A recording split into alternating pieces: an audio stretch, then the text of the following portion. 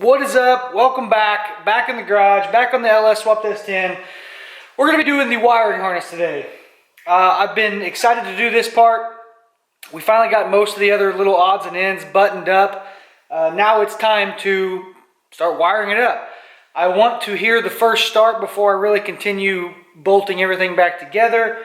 I don't want to have it back on wheels, try to start it, then there's an issue and I need access. So the goal of this video is to get it all wired up. I'd love to get some power to it. Maybe go ahead and get the VATs turned off on the ECU. Maybe even look at putting a bit, not necessarily a bass tune, but at least a startable tune on there before we start it. I don't think we'll get that far today, but we're just gonna go with it. Doing little things here and there and seeing how far we get. So let's get the wiring harness kind of laid over the engine bay here and start plugging stuff in. Off camera, I did pull the intake back off.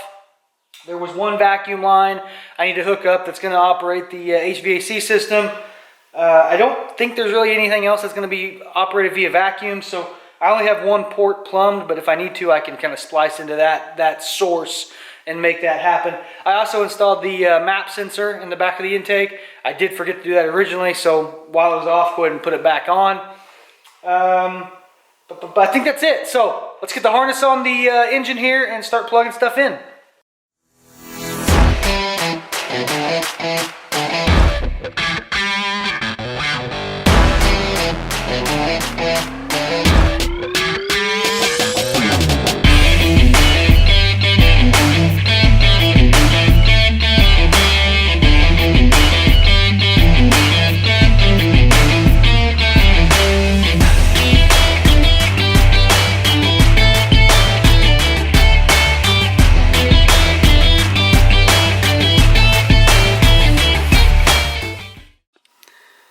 Alright, little update.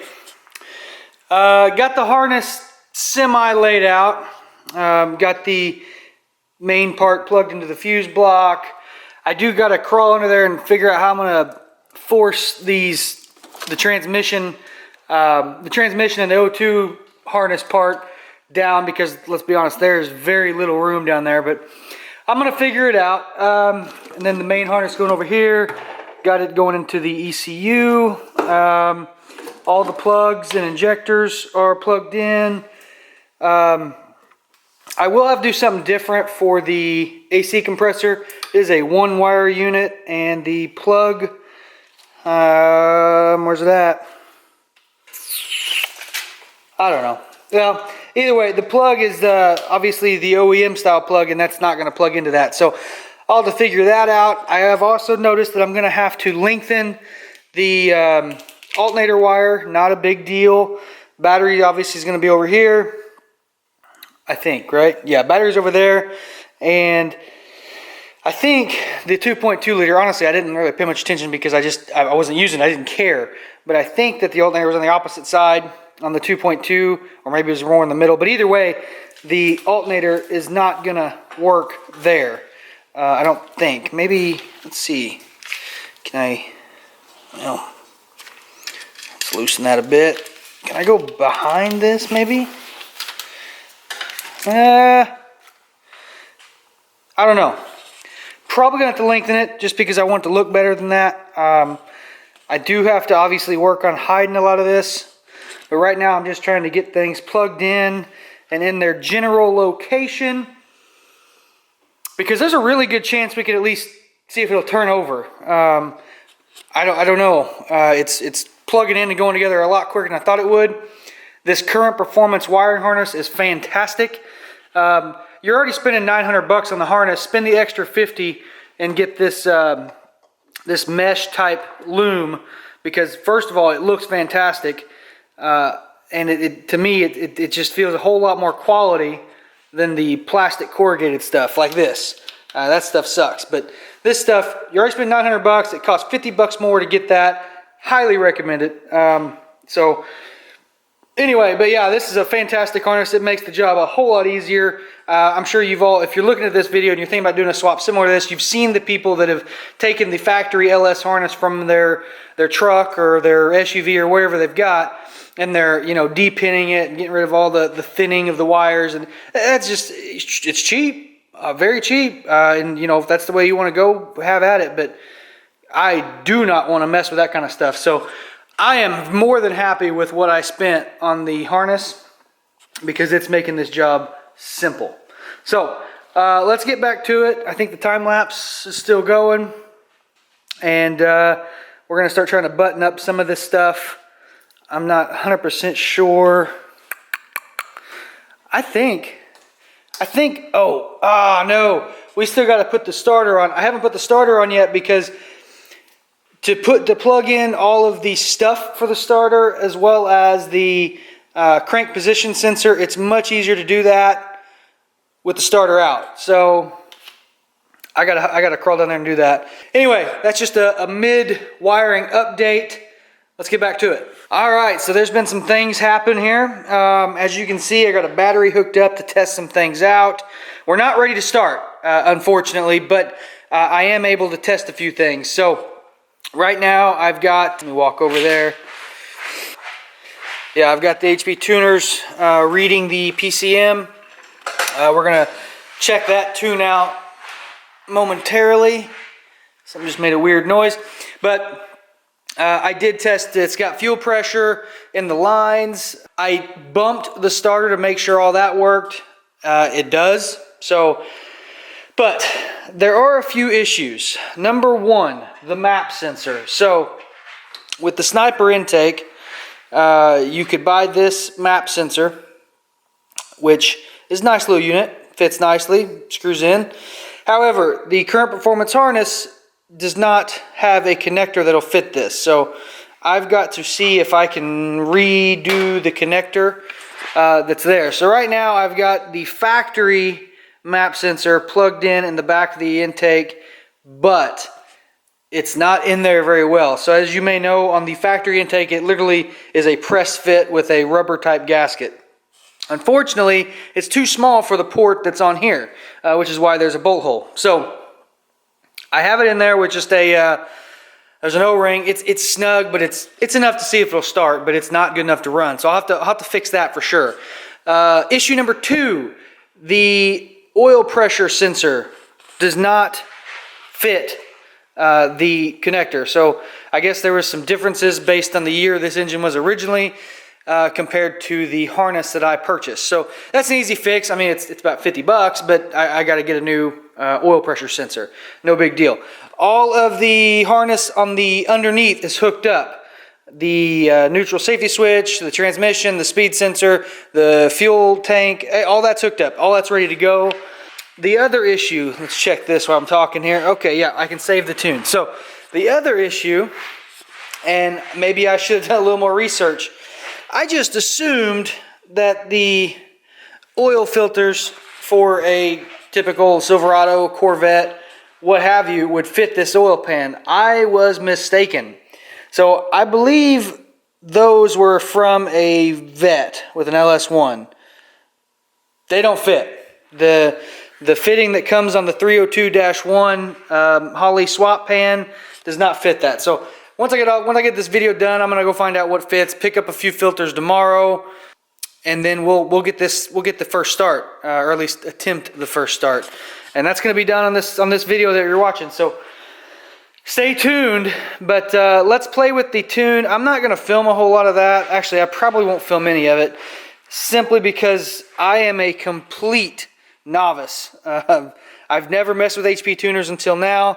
I've been a Ford guy, and they do a lot of SCT stuff, and this is the first. So I'm gonna play with it. I'm gonna watch some YouTube videos and figure out, you know, what works for others. I know I've got to disable the VATs. I'm gonna have to change some of the tables for, you know, just at least to start and idle, so I can start tweaking the tune from there. So yeah, but I'm probably not gonna film a whole lot of that because, you know, like I said, I don't necessarily want what I do to be recreated because I'm a novice. But, you know, we'll play it by ear. All right, so let me put this down, play with this for a little bit, and I'll be right back with you. All right, good morning. It is the next day. I did play with the tune last night. I think I got it good enough to where it'll fire up today. I hope. We'll see shortly. So that means we're going to get it started. So I went to the parts store this morning, picked up a new oil filter. What else did I do? I picked up a new oil pressure sensor. I'm going to get that put on. We're going to fill the engine with oil, get some more trans fluid in the transmission. I will take off the belt just to be safe. I don't necessarily, if it does start, I don't want it to keep running with no power steering fluid, the AC not in there, no water, nothing like that. Obviously, if we do get it started, I'm only going to keep it running for a minute, maybe. There's no water, no coolant in there at all. So the goal here is to basically make sure there's no leaks, there's no noises. This is a fresh engine for the most part, so I want to make sure everything is good to go. So what we'll do is I'm going to put a time lapse up, get all the little odds and ends taken care of, and see if it starts.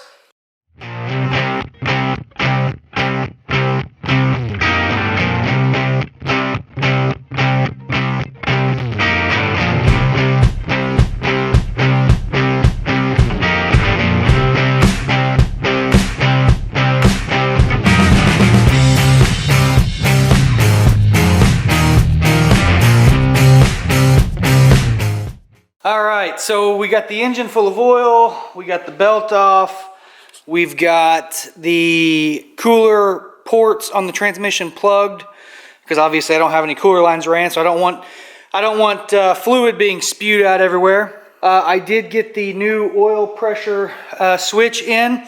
Unfortunately, I didn't think about this. So this engine must have been out of, it had Gen 4 rods. There's a good chance it came out of a Gen 4 vehicle. I'm not 100% sure. I didn't do a whole lot of research into it. But where's it at? Oh. So, this. I had to go buy a special socket because all of the deep wells aren't long enough. So, keep that in mind if you have to do this. But that's not a big deal. We got the thing taken care of, and I always enjoy the opportunity to buy new tools. So to put the trans fluid in, I'm sure you saw that weird funnel thing I've got going on. On an automatic transmission, you really have one access point, and that is the dipstick tube.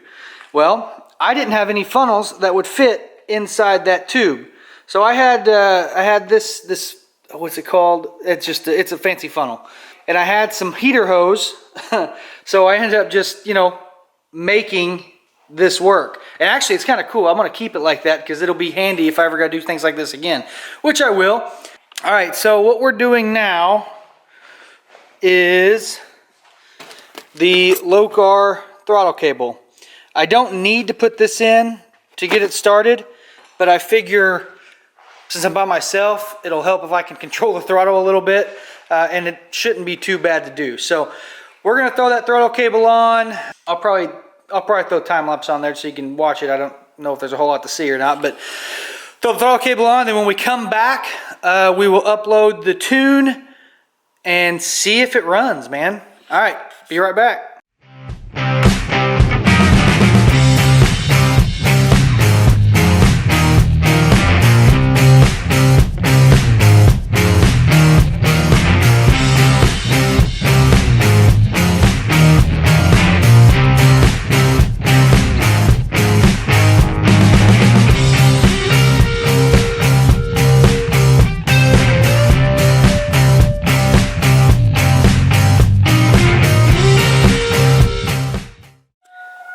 Alright, we got the cheap Rural King battery hooked back up. I have the throttle cable kind of just rigged. I got to finish the firewall part and then the pedal part. I want to make that work. Unfortunately, it's not going to be just a plug and play, but it'll work. It looks good. It fits. The factory 2.2 cable was not long enough no matter how you tried. So you do what you got to do. Again, all the accessories are undone, so there's nothing that's going to be spinning there. Okay, so what we're going to do now, I have to listen to that dinging, is I have to write this tune.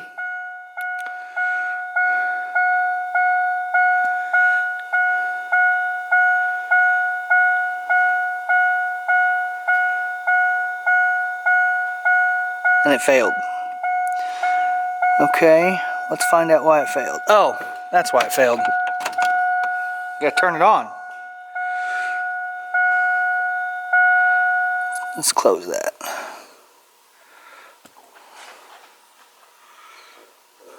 Okay. Alright, it's riding. See how long this takes. Not too bad. While that's doing that, let's open up the garage door to be safe.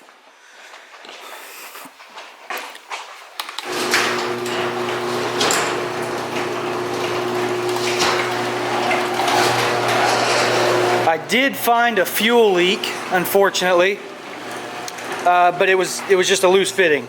It wasn't a big deal. Okay, close. I think she's ready to try it. Let's see what happens. Trying to leave us anything I forgot before I hit this button.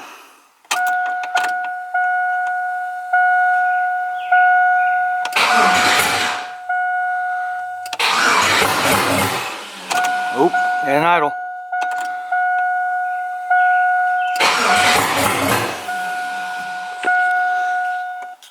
I'll put this camera down.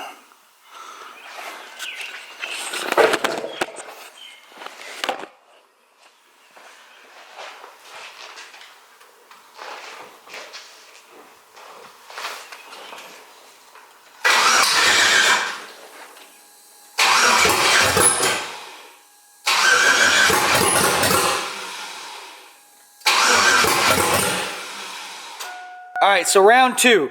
As you noticed, it didn't want to run. So I went back to the tune. I changed a few things. I won't get into all the changes, but I did add some timing. I took away some parameters. I referenced a lot of the sloppy mechanics video on HP tuners. Really good information for beginners, especially for somebody like me who's never used HP tuners, but I have a rudimentary understanding, and I can learn as I go, but I think it's going to work this time. Let's see what happens.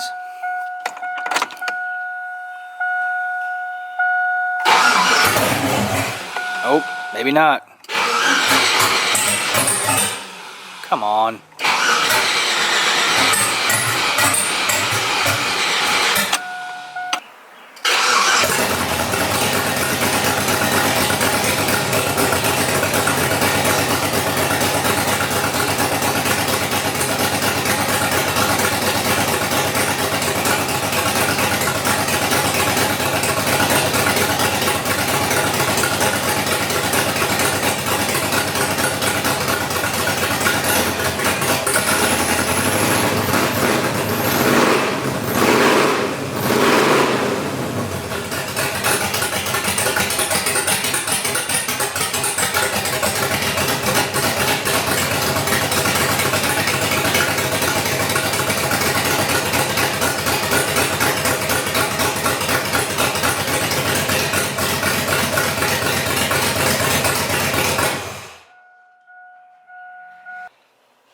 Awesome day, or 2 days, awesome weekend. There we go. Got the first start, it runs. It obviously needs a lot of work in the tune, so that's coming. I'll probably do a lot of that off camera until it's good to go, and then I'll make a video on, hey man, this thing runs fantastic. Before I cut out of this, if I'd like to get some feedback. Cooling system. Right now I've got this aluminum radiator that would have to inset within the core support, and then I'd have to run a remote AC condenser on the front and all that good stuff. Obviously I'd like to use that radiator because it's a hell of a radiator, but I don't know if I want to get into cutting up the core support. The other option would be to pick up a 6-cylinder version that would fit in the factory spot. I could use the factory condenser and pick up some Dodge Intrepid power fans that will actually fit right in with very little, if any, modification, and it'll be good to go. That would be, I don't know, either way is good, but I don't know which way I want to go. So if you see this, when it comes time to make the next video on the cooling system and I haven't made a choice and you've given me thoughts, then I'll take those into consideration. If you haven't, then I'll make my own choice. If there's no comments, then it is what it is, right? So, but either way, if you see this and you have some thoughts, put them below. But if you like the video, hit the like button below. If you haven't subscribed, I encourage you to do so. Until next time.